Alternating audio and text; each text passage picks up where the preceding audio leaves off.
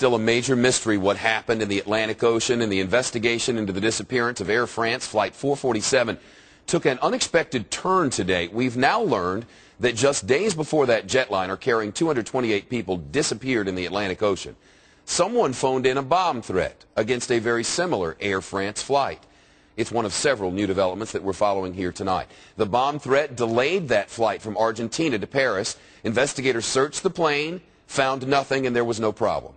Also today, investigators say it is unclear whether the head pilot of Flight 447 was actually at the controls when the plane started sending signals of trouble.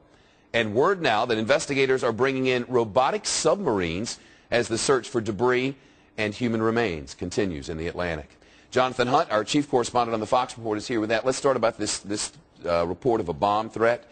Is there any way to know whether these two things could be related? No, bottom line is nobody can be sure whether that is related. Air France says that the fact that a bomb threat was made against one of its planes just days before Flight 447 went down is pure coincidence, although they've offered no evidence as to how they can say that with any certainty. And the bottom line is that until anyone can say categorically what brought down Flight 447, no one equally can rule terrorism out. And it wouldn't be that unusual for the pilot not to be at the controls at every minute, but what do we make of this report that this particular pilot may not have been at the controls when the signals started being sent out? Well, this is simply Air France saying we don't know who was at the controls, but you're right, it wouldn't be unusual at all. On these kind of long-haul flights, pilots and co-pilots trade off all the time so that they can keep fresh and be alert to deal with any emergency situations. So this is simply Air France saying this is one more thing we cannot say with any certainty who was at the controls at that time, Shep. What else have they found out in the water?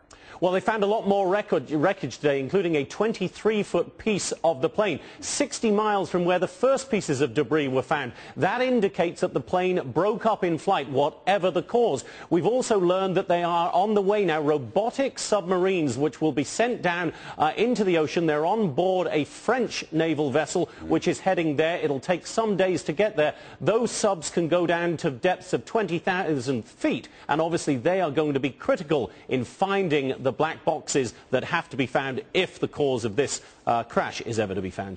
Jonathan Hunt, thank you, sir. And beyond